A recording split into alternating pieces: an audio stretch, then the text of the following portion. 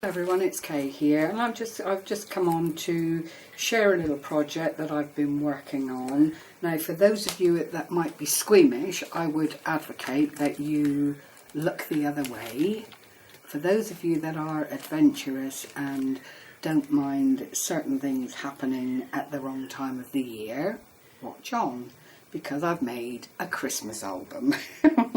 And a fair warning to all, I mean, some people will groan, but a girl's got to do what a girl's got to do. And I bought a Digi kit from this lady, Tsunamirose Designs, blogspot.com, and she's got a store, zibbit.com, and her name there is Tsunamirose. And I actually purchased this, oh gosh, last year, must have been last year, promising myself that when I learnt how to do albums and so on, I would utilise the DigiKit that I bought at a very, very reasonable price to make an album with, and here it is.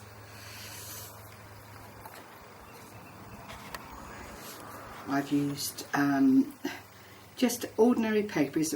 In actuality, I think the DigiKit was really for someone who does journaling, but I'm not, or I haven't done journals as yet. I've only just come to terms with doing albums, and this is the first album that I've done that is quite as fulsome as it is. I have to say, I've usually concentrated on quite small projects with few pages in, I guess, and this one is quite chunky. It's 7.5 by 2.5 on the spine. I've decorated the spine with a little bit of the gold mirror board, this wonderful resin plaque that says Believe, and a bronze coloured snowflake, all purchased some time ago.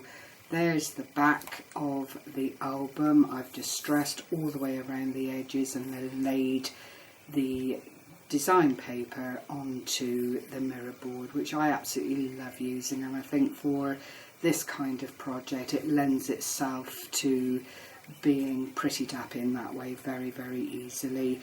In actuality, there are 6 pages, but I've done them all pretty much the same. So front cover, this lovely poinsettia, 25th of December. This is just a flat page. You could obviously do a bit of journaling, put photographs on, keep little knickknacks that you've accumulated over the Christmas period. And then on to another page. There are 6 pages in total, but actually this is, as you can see, a smaller page.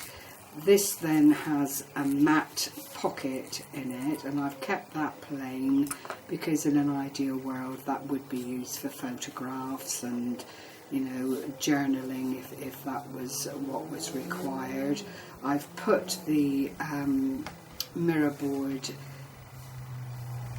skates in, and I've actually only anchored them down at one side, so it would be very, very simple to pop a special little something in there to keep it all safe. That flips back into the pocket and just carries on regardless, and there are 6 pages all the same.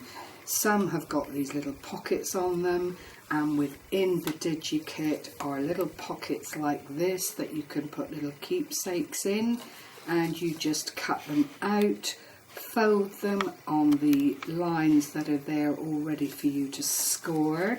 So there's that one. There's a little journaling booklet there with room for scoring on the back. There are lots and lots of postcards like this that you can just cut out from all the papers and utilise in the journal, and they all just fit in there really, really nicely. Some of the design pages are like this one, that it's like the ink's been bled out, but it's actually how it's supposed to be. and then more postcards which I've utilised to put cut down versions of the postcards in. Another little page here just with the holly leaf corner. I did find that rather attractive. I've also used the bauble cutouts from Marianne Designs. I love her little dies. They are just so able to be used on so many different projects. Another bauble here. It's just the star and the round bauble, but they are very, very effective. Onto another page. Again, I've used the December 25th, but it's just a single layer, unlike the one on the cover that I did 3 or 4 times and stuck together. More of the skates. All the pockets are on the larger of the sheets, so there are 6 pockets alongside all the space that's available here. Another little area that opens up in the other direction, another little gift pocket. I just think these are absolutely gorgeous, and seriously, all you have to do is cut them out, score on the lines that are readily available and printed for you, and then you just stick it together, and there is a nice sized pocket there that you could put a little gift in if you wanted to, or a keepsake or something of that nature. More journaling spaces if you need them, or bits and pieces to decorate with. It just all flows really, really nicely. The colours seem to just blend in all together, and it all is just, well, it is just such a lovely, lovely kit. I actually didn't realise just how lovely it was, and I knew it was nice, but I didn't realise how lovely it was until I started working with it, and it just came together so, so beautifully. I'm really pleased with this. What I wanted to do was give it to a family member at Christmas, and then hopefully they can put their photographs and memories into the album and keep it safe. Well, that's my hope anyway. So then on to another page, and the designs are just lovely. They really are. They're quite vintagey in effect.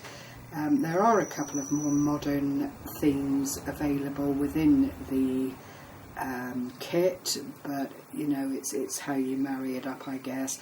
Some people would probably do this very, very differently to how I've done it, but this is how it progressed for me.